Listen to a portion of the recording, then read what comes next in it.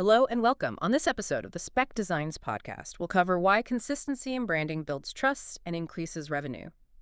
So we're diving into the insights from your blog and other material today, really looking at why this idea of consistent branding, why it's not just, aesthetics or marketing fluff, Exactly. but something fundamental for a business. My first thought, though, is, well, in a world obsessed with novelty, isn't consistency potentially boring? How do you square that? That's a really good question, and the Yeah. blog tackles that head on, actually.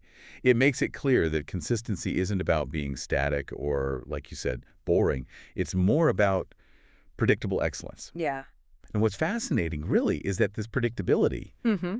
it doesn't dull things. Yeah. It actually frees up mental space for your audience. Frees up space. How so? Well, space to invest emotionally in your brand. Mm-hmm. And that emotional investment, as the blog highlights so well, that's what translates directly into real business benefits, Yes. especially increased revenue. So yeah, today we'll explore exactly how consistency works to build that familiarity first, then how it establishes reliability, shows authenticity, creates those emotional bonds, and then ultimately how it drives purchase decisions. All right, so the first pillar is familiarity. The blog uses this great analogy. It's like trying to build a relationship with someone who, changes their name, their look, even their personality every single time you meet them. Right.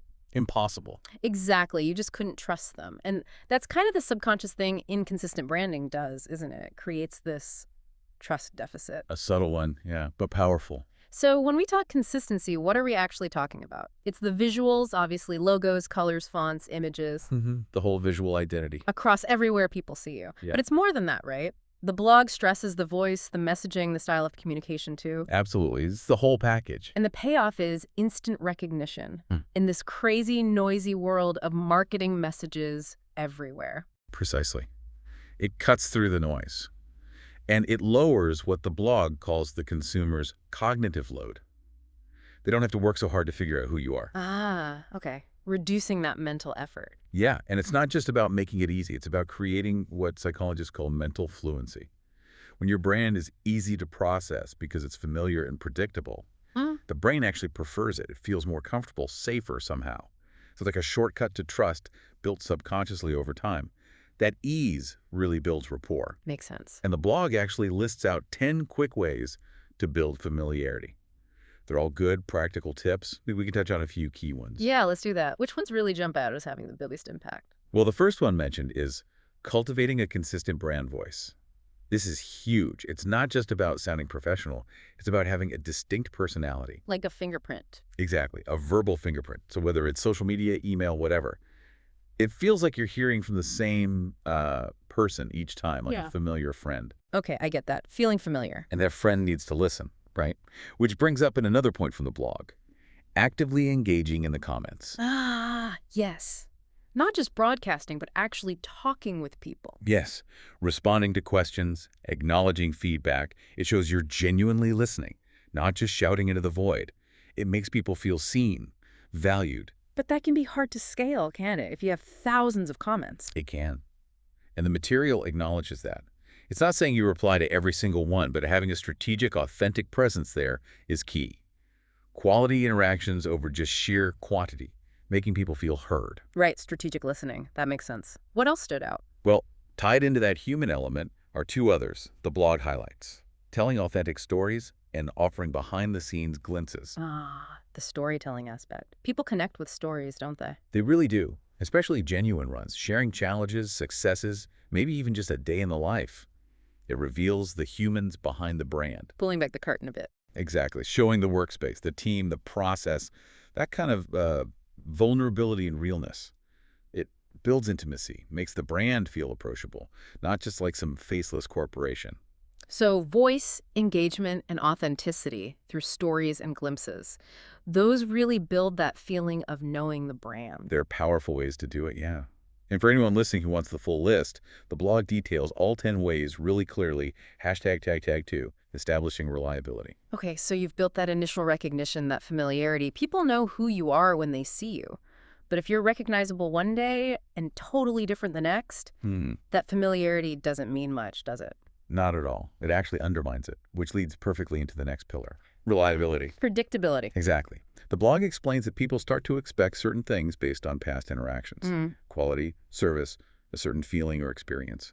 Consistency means you deliver on those expectations every time. The blog uses that coffee shop example, which I thought was perfect. Yeah, it's relatable. You go back because you know the coffee will be good, the staff friendly, the vibe welcoming. But if one day it's all wrong, bad coffee, rude barista, weird music. Your trust is shaken instantly. Totally. And it's not just disappointment, is it? The material suggests it actually makes you pause, makes you reevaluate the whole brand. It introduces friction. It does. It forces a reevaluation, like Yeah. you said. And that little bit of doubt, that inconsistency, can be enough to make someone think, maybe I'll try that other coffee shop next time. It chips away at the equity you've built. So inconsistency breeds uncertainty. Deep uncertainty, yeah. Yeah. People start wondering, can I rely on them? Are they really committed? Are they even who they say they are? That doubt is poison for a brand. Whereas the flip side. The flip side, the brand that consistently delivers that predictable, positive experience, they build what the blog calls an unshakable foundation of reliability. That's rock-solid trust and a massive competitive edge. #3, demonstrating authenticity. And that idea of reliability, of being dependable, seems like it flows right into authenticity, doesn't it? It absolutely does. Because reliability isn't just about the product or service quality. It's also about being reliably who you say you are. Meaning your values. Exactly. A brand's values are its core beliefs, its why. And the blog emphasizes that consistency is how you show those values, how you reinforce them. Every single touch point, content, interactions, visuals should echo those values. It's about, walking the talk. Right. And the blog had that example of the eco-conscious brand. If they talk green but use tons of plastic packaging or have a shady supply chain. It immediately rings false. People see the disconnect. And it's not always conscious, but that misalignment creates a trust deficit, as the blog puts it. It feels inauthentic. But if they consistently use sustainable stuff, promote green initiatives, are transparent about it, Then they reinforce their values. They build trust, especially with people who share those values. It's not about being perfect, but about showing genuine, consistent effort and integrity. so authenticity comes from that consistent alignment between words and actions. Precisely. And connecting this to the bigger picture, that alignment is a massive driver of loyalty today. People are drawn to brands that genuinely stand for something. They want to connect with brands that share their values. They do. And when a brand consistently lives its values, it moves beyond just selling stuff. It builds a more meaningful connection based on shared purpose. That's incredibly powerful for long-term engagement. #5E. Building emotional connections. Okay, so let's piece this together. We have trust from familiarity and reliability. We have authenticity from consistently living your values. When all these things come together, that's where the real magic happens, the emotional connection. That's exactly it. All those elements, trust, recognition, predictability, authenticity, they converge to build strong, resonant emotional bonds. What kind of emotions are we talking about? Comfort, security, feeling understood, feeling like you're part of something familiar and good. When a brand is consistent and authentic, you feel safer with it. You feel like it gets you, especially if its values align with yours. And those feelings, that emotional connection, that's the foundation of real loyalty, isn't it? Absolutely. It's the bedrock. Loyal customers, as the blog points out, they're not just people who buy again. They become advocates, evangelists even. They recommend you, Yeah. defend you online. Yes. And they're often more forgiving if you do slip up occasionally because they have that emotional bank account built up. They see a mistake as an exception, not the rule. That makes sense. And get this, the data suggests emotionally connected customers are, on average, something like 52% more valuable than customers who are just satisfied. Wow, 52%, that's huge. It is, because that bond goes beyond the transaction. It creates, as the blog says, a community around the brand. And that community becomes this amazing organic marketing force. It amplifies everything you do. #V, driving purchase decisions and revenue. Okay, so bringing it all home, familiarity, reliability, authenticity, emotional connection. How does this directly translate into, well, more money, driving revenue? Well, it's pretty direct, actually. When people trust a brand deeply, the decision to buy becomes much, much easier. Less risk, less hesitation. Exactly. Less friction. They already feel confident in what you offer. Plus, consistency often leads to a higher perceived value. Meaning people are willing to pay more. Often, yes. For that assurance, that reliability, that alignment with their values.